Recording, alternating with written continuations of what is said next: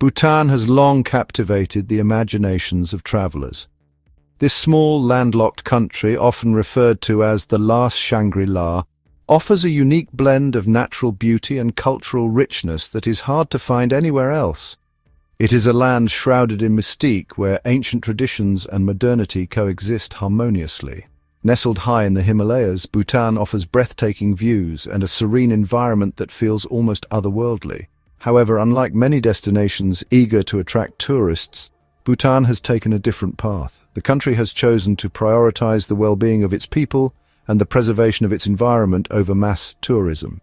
The kingdom has adopted a policy of high-value, low-impact tourism. This means that while fewer tourists visit Bhutan, those who do are offered a richer, more immersive experience. This approach aims to preserve its cultural heritage and pristine environment. By limiting the number of visitors, Bhutan ensures that its natural and cultural treasures remain unspoiled. Visitors to Bhutan cannot simply book a flight and arrive. The process is more controlled and deliberate. They must obtain a visa in advance and commit to a minimum daily tariff. This ensures that only those truly interested in experiencing Bhutan's unique culture and environment make the journey. This tariff covers accommodation, meals, transportation, and a sustainable tourism fee. It is designed to make sure that tourism revenue directly benefits the local communities and supports conservation efforts. While this approach might seem restrictive to some, it ensures that tourism benefits the Bhutanese people and minimizes its ecological footprint. It is a model that many other countries are beginning to look at with interest. This carefully regulated tourism policy allows Bhutan to control the influx of visitors.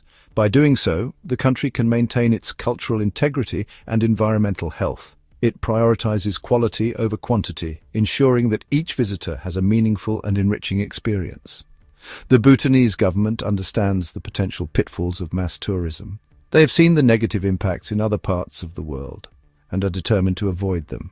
They are determined to avoid the exploitation and cultural erosion that can accompany it. By maintaining strict controls, Bhutan can protect its unique way of life. This commitment to sustainable tourism aligns with Bhutan's deeply held Buddhist values. These values emphasize compassion, respect, and living in harmony with nature. These values emphasize living in harmony with nature and respecting all forms of life. Bhutan's approach to tourism is a reflection of these principles. By managing tourism in this way, Bhutan seeks to share its unique culture and pristine environment with the world, but it does so in a manner that is sustainable and respectful, but it does so on its own terms. This ensures that the essence of Bhutan remains intact for future generations. It aims to ensure that future generations can also experience the magic of this Himalayan kingdom. Bhutan's unique approach to tourism is not just about attracting visitors, it's about preserving a way of life. Bhutan's dedication to sustainability extends far beyond its tourism policies. It is a holistic approach that encompasses every aspect of life in this small Himalayan kingdom. It is interwoven into the very fabric of the nation's identity, influencing not just environmental policies, but also cultural and social practices. The Bhutanese constitution mandates the preservation of at least 60% of its forest cover for all time. This legal framework ensures that the country's natural resources are protected for future generations. This commitment to conservation is evident in the country's pristine landscapes, which remain largely untouched by industrialization and urban sprawl. Lush forests blanket the mountainsides, and crystal-clear rivers flow through its valleys, providing a haven for diverse flora and fauna. The country has also made significant strides in renewable energy, harnessing its natural resources to generate clean power. Hydropower and solar energy projects are at the forefront of this green revolution. Bhutan is already carbon neutral, a remarkable achievement for any nation, let alone one with limited resources. It aims to become the world's first carbon-negative country. This means that its forests and clean energy initiatives will absorb more carbon dioxide than the country produces, setting a global example. This ambitious goal is supported by a range of initiatives designed to reduce carbon emissions and enhance carbon sequestration. Bhutan's commitment to sustainability is not merely an environmental policy. It is a comprehensive approach that integrates economic, social, and cultural dimensions. It is a way of life deeply ingrained in the daily activities and traditions of the Bhutanese people. The Bhutanese people have a deep reverence for nature, viewing it as a sacred entity that must be respected and protected. They recognize the interconnectedness of all living things, understanding that the health of their environment directly impacts their own well-being. This profound respect for the environment is evident in their daily lives, from the way they farm to the way they manage waste. It is reflected in their sustainable agricultural practices, which prioritize organic methods and biodiversity. Their minimal use of plastic is another testament to their commitment to reducing environmental impact and their commitment to preserving their pristine environment for future generations. Bhutan stands as a beacon of hope and a model for sustainable living in a world grappling with environmental challenges. Bhutan is a land of vibrant culture and ancient traditions. It is a place where spirituality permeates everyday life. Buddhism is more than just a religion in Bhutan, it is a way of life. The intricate monasteries, adorned with colorful prayer flags, stand as testaments to the country's deep-rooted faith. One of the most intriguing aspects of Bhutanese culture is the concept of gross national happiness. This philosophy, which guides the nation's development, emphasizes the importance of well-being and societal harmony over material wealth. Gross national happiness emphasizes the importance of mental and emotional well-being alongside economic prosperity. Bhutanese culture is also rich in unique customs and traditions. For instance, archery is the national sport. Competitions are a vibrant spectacle of skill, strategy, and camaraderie. The Bhutanese celebrate birthdays a bit differently. Instead of cake, they enjoy a hearty bowl of buckwheat noodles. These noodles are believed to bring good luck and long life. In a world obsessed with economic growth, Bhutan stands apart. It embraces a different measure of progress, gross national happiness. This unique philosophy, introduced by the fourth king of Bhutan in 1972, challenges the conventional notion that GDP alone equates to societal well-being. GNH recognizes that true prosperity encompasses far more than just material wealth. It takes into account the spiritual, emotional, and social well-being of its citizens. This holistic approach emphasizes the importance of factors such as mental health, environmental conservation, and good governance.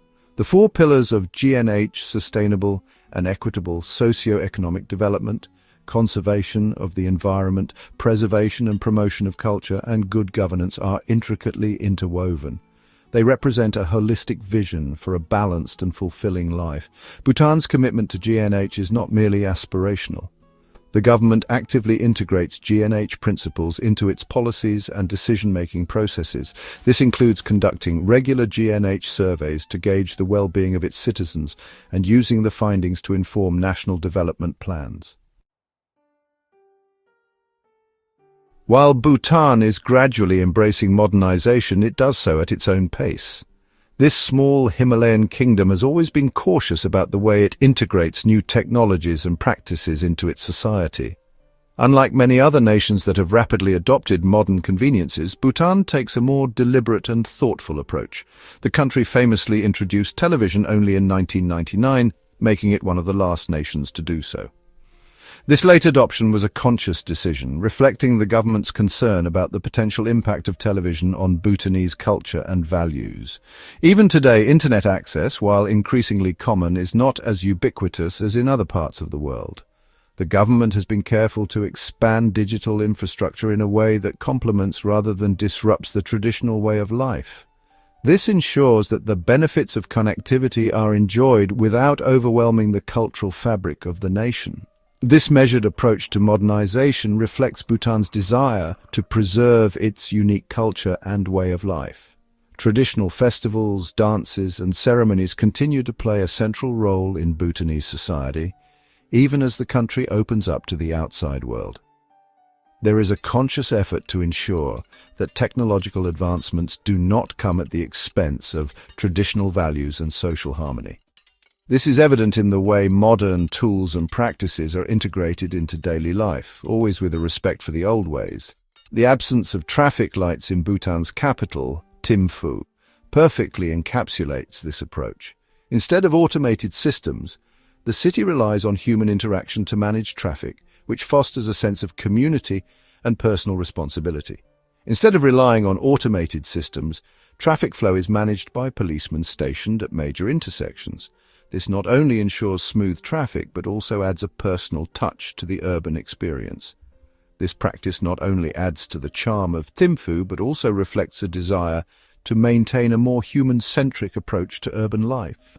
It's a small but significant example of how Bhutan balances modernity with tradition. Bhutan's cautious embrace of modernity is not about resisting progress, rather it is about integrating new advancements in a way that enhances rather than diminishes the country's rich cultural heritage. It's about finding a balance between the benefits of the modern world and the preservation of its cultural identity. This balance is evident in the way modern infrastructure is designed to blend seamlessly with traditional architecture. This delicate balancing act is central to Bhutan's unique path to development. By carefully managing the pace and nature of modernization, Bhutan aims to create a future that honors its past while embracing the opportunities of the present. Nestled high in the Himalayas, Bhutan has long been a land apart. Its geographical isolation has shaped its history, culture, and foreign policy. For centuries, the country remained largely cut off from the outside world. This isolation allowed Bhutan to develop its unique culture and traditions in relative peace. However, in an increasingly interconnected world, Bhutan recognizes the need for strategic alliances. The country maintains a special relationship with India. This partnership is rooted in shared history, cultural ties, and a mutual understanding of the geopolitical realities of the region.